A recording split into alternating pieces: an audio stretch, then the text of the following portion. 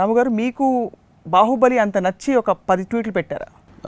ఒక వారం రోజులు రిలీజ్ ముందు కొంతమంది డిస్ట్రిబ్యూటర్ టైప్లో ఇలాంటి వాళ్ళు నాతో కూర్చున్నారు. వాళ్ళు ఎలా మాట్లాడారంటే అసలు ఇంపాసిబుల్ సినిమా ఆడటం ఎంత బాగున్నా కూడా, ఎందుకంటే ఒక ఫిల్మ్ ఇండస్ట్రీకి ఒక మార్కెట్ అనే దానికి ఒక లిమిటేషన్ ఉంటుంది. అంతకుముందు మ్యాక్సిమం అథారిటీకి దారి ఇంత కలెక్ట్ చేస్తే దాని మీద ఒక 10% 15% ఉండొచ్చు, కానీ దాన్ని మించి వెళ్ళటానికి వీల్లేదు. ఇక్కడేమో అసలు బాహుబలికి పెట్టిన కాస్ట్కి అథారిటీకి దారికి డబుల్ ట్రిపుల్ కలెక్ట్ చేయాలి, లేకపోతే వర్కౌట్ అవ్వదు అనే నేపథ్యంలో ఎక్స్పర్ట్స్ అందరూ ఫీల్ అయ్యింది అది అంటే అది కంప్లీట్గా దాన్ని బ్లాస్ట్ చేసి it collected more than what it is. అప్పుడు ఏమవుతుంది, మీకు సడన్గా అసలు రెవెన్యూ స్ట్రీమ్ ఇంత ఉందా, మార్కెట్ ఇంత పెద్ద ఉందండి, ఏదో ఒక మనకు అంతకుముందు కనపడింది ఏదో భూమిలోంచి బయటకు వచ్చేసిన ఫీలింగ్. సో ఇండస్ట్రీ ఏంటంటే ఒక విధమైన స్తబ్దత వచ్చేసింది.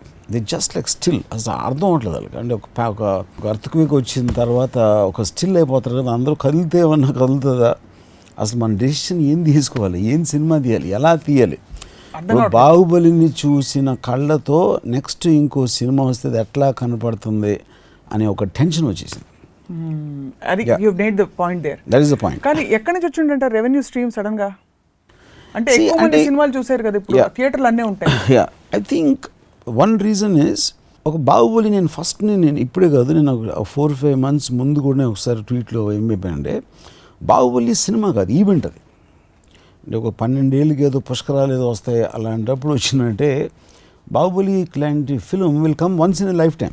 సో దాన్ని ఒక సినిమా ప్రతి వారం 2-3 ఏదో సినిమాలు వస్తూ ఉంటాయి, పెద్ద సినిమాలు వస్తూ ఉంటాయి, వెళ్తూ ఉంటాయి. కానీ రాజమౌళి విజన్లో కానీ తను పిచ్ చేసిన దాంట్లో ఒక ఈవెంట్, అసలు కనీ విని ఎరగని ఒక ఈవెంట్ వస్తుంది అన్నప్పుడు ఆటోమేటిక్గా that will translate and go across to people. అంటే అంతకుముందు అసలు సినిమాలు చూడటం మానేసిన వాళ్ళు, అన్ని ఏజ్ గ్రూపులు, అలాంటి వాళ్ళు కూడా ఇల్లు ఒకసారి బాహుబలి చూసేద్దాం అనిపిస్తుంది.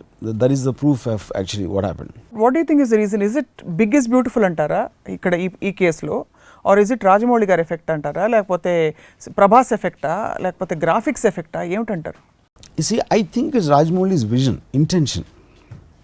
నేను ఒక అద్భుతం క్రియేట్ చేయాలి, ఒక అద్భుతాన్ని నేను చూడాలి, చూపించాలి ఆడియన్స్కి అని తన విజన్ అనేది మెయిన్ కారణం. ప్రభాస్ లేకపోతే ఇంకొక యాక్టర్ ఉండొచ్చు, లేకపోతే ఎవరైనా ఉండొచ్చు, కానీ Baahubali is not possible without Rajamouli. So I would think it is only his vision. His vision more than vision కానీ ఇంటెన్షన్. అంటే విజన్ అనేది మీకు ఏంటి, ఇలా ఒక బ్రహ్మాండమైన పెద్ద సినిమా తీయాలి అని ఒక ఆలోచన వచ్చిన రోజు యాక్చువల్గా బాహుబలి స్టార్ట్ అయింది బేసిక్గా. దాని తర్వాత ఈ స్టోరీ ఆ స్టోరీ, ఆ బాహుబలి స్టోరీ అంటే దాని డెవలప్మెంటు, కాస్టింగు, లేకపోతే సీక్వెన్స్ డిజైన్స్ అన్నీ ఆటోమేటిక్గా ప్రాసెసర్ జరుగుతాయి. కానీ అసలు తెలుగు సినిమాకి మ్యాక్సిమం లిమిటేషన్ ఎంత ఉన్నప్పుడు దానికి మించి 10 ఆలోచించడం అనేది ఇంటెన్షన్. అది ఇప్పుడు పెద్ద సినిమా అనేది మీనింగ్ ఏంటి, పెద్ద సినిమా అంటే ఖర్చు పెట్టిరా, లేకపోతే అందరికీ నచ్చిందా. ఎగ్జాక్ట్లీ. చాలా చిన్న సినిమాలు కూడా ఒక్కొక్కసారి పెద్ద సినిమాలు అవుతాయి, అంటే కలెక్షన్స్ వైజ్. ఇక్కడ పెద్ద సినిమాకి డెఫినేషన్ ఏంటంటే, ఒక బాహుబలి కాంటెక్స్లో అసలు మార్కెట్కి అంతని విజన్కి ఇంటెన్షన్ ఉంచి యాక్చువల్గా అంత ఖర్చు పెట్టి ఒక కనీ విని ఎరగనిది చూపెట్టడం అనేది అది వర్కౌట్ అవ్వడం అనేది దట్ ఈస్ మెయిన్ పాయింట్ అక్కడ, which is the reason I call it a big film. ఇప్పుడు సపోజ్ మగధీర వచ్చింది అనుకోండి, మగధీర వచ్చినప్పుడు అంటే నాకు సరిగ్గా ఫిగర్స్ తెలియదు, ఆ టైంలో ఒక పెద్ద హిట్ ఒక 30 ఎంతో కలెక్ట్ చేస్తే ఇది 40 చేసి ఉంటుంది, లేకపోతే 25 చేస్తే ఇది 40 చేసి ఉంటుంది. I'm just giving example, right. So ఇమ్మీడియట్గా బన్నీతో బద్రియో లేకపోతే శక్తియో ఇలాంటి ఏదో వచ్చి at least they try to be there somewhere. Magadheera అంత బాగున్నాయా లేదా అనేది వేరే క్వశ్చన్, బట్ అంటే ఒక బెంచ్ మార్క్ రైజ్ అయిపోయింది. అక్కడ నుంచి 5 crores 10 crores 5 crores ఇంక్రీజ్ చేసుకుంటా ఒక ఇవాళ 60-70 crores కూడా సినిమా తీస్తున్నారు.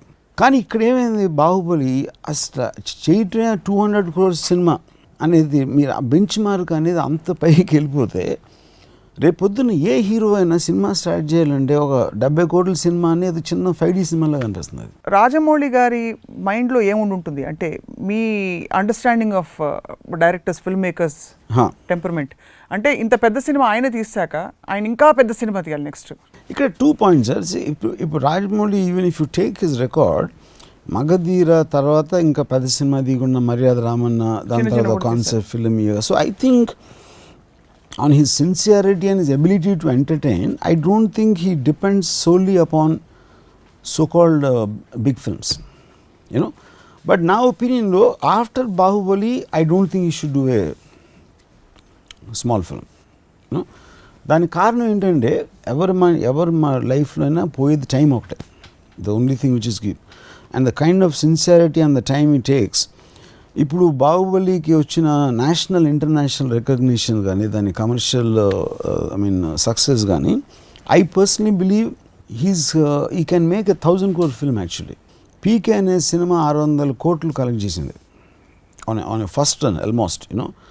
దాని final revenue I won't be surprise if it 750 ఫైనల్గా 750 crores. Yeah, Then that should be the biggest film. In a collection wise, but that you're talking about is mainstream Hindi film with Amir Khan and all that, you know. What మళ్ళీ main stream ఏమిటి, మనకి సినిమాయే కదా అంటే అరగదు main stream అంటే అనేది main stream Hindi commercial దాన్ని release చేసిన థియేటర్స్ ఫస్ట్ డే వచ్చిన ఓపెనింగ్స్ అన్ని దాంట్లో. ఇప్పుడు బాహుబలి అనేది ఫైనల్గా ఒక చిన్న స్టేటు ఆంధ్రప్రదేశ్ ఒక స్టేట్లో ప్రైమరీగా దానికోసం తీసి dubbed versions whatever they did. I think that is a far bigger. ఏది మీరు రేషియోలో తీసుకుంటే మీకు pan India national middle east foreign audience అంతా ఉన్నదానికి 600 కోట్లకి బాహుబలి తెలుగు సినిమాని అక్కడక్కడ డబ్ చేసి రిలీజ్ చేస్తే that itself I think is going to collect some 400 crores finally 400 crores. కాబట్టి ఇట్ విల్ స్టిల్ అంటే ఈ లీగ్లో ఇది బిగ్గెస్ట్ ఫిల్మ్.